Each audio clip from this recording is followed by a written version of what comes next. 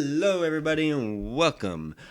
You have found the piece of insanity that is this podcast. I am 752, also known as the Incognito Eclectic, and today I have returned. I'm trying something new with this episode. Other than the fact that I'm actually recording, I am scripting this episode. I originally wanted to keep everything all natural, however, after the caveman-like grunting that made the first video so bad, I realized I'm not that good at improv.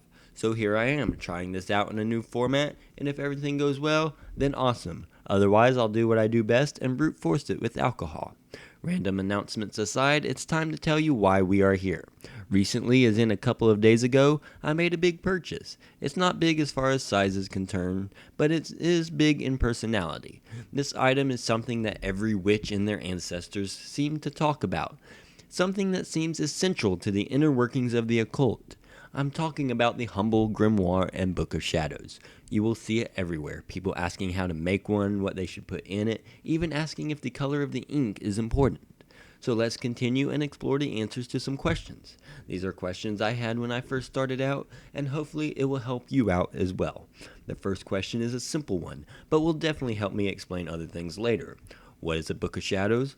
What is a Grimoire? What is the difference? Yes, those are three separate questions, but they all deserve one answer.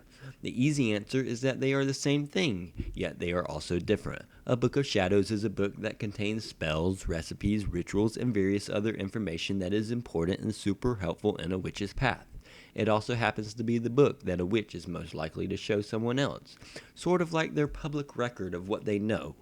On the other hand, a grimoire is a book that also contains spells, recipes, rituals, and the such, information that said witch would find important and helpful in their path. So what's the difference? The difference is that the grimoire also contains notes and feelings on everything it contains. It's more like a journal than a library. It is a super personal book and is usually squirreled away from prying eyes.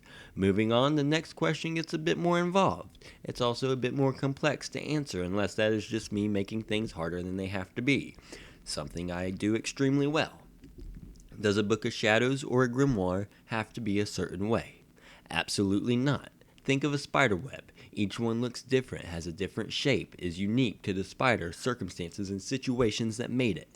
Yet, with all of the different webs out there, they are all made of the same stuff and structured relatively the same. I am sorry to everyone who is scared of spiders, I probably just triggered all of you. So how does that correlate to a Book of Shadows or a grimoire?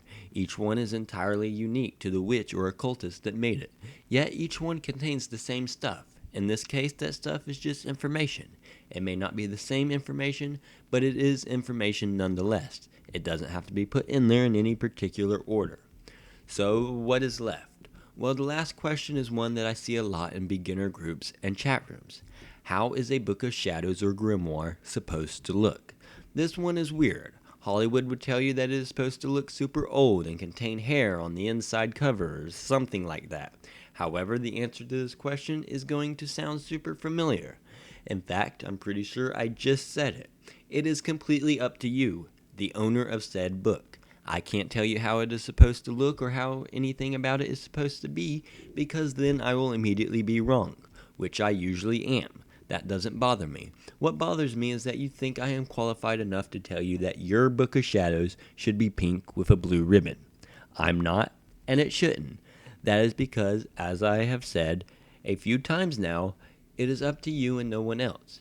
Anyone who tells you otherwise is wrong. Now, what they wouldn't be wrong about is advising you to go stop by On the Rocks Crystals and check out some of the amazing books over there. I am not getting paid to do this, nor do I want to, but Sam, Sammy, whatever she prefers to be called, is just that amazing. All of her grimoires and journals are handcrafted, leather-bound, and simply beautiful.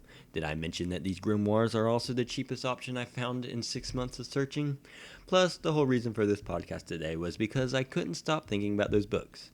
I may be obsessing a little bit, but oh well. Go check it out. The link has slowly been taking over the video, or if you are like me and too lazy to type, it is also down in the description. By this point, you and I are both tired of hearing my voice, so with both of us in agreement, I want to thank you for listening. You should be seeing some external links to various social media unless I forgot.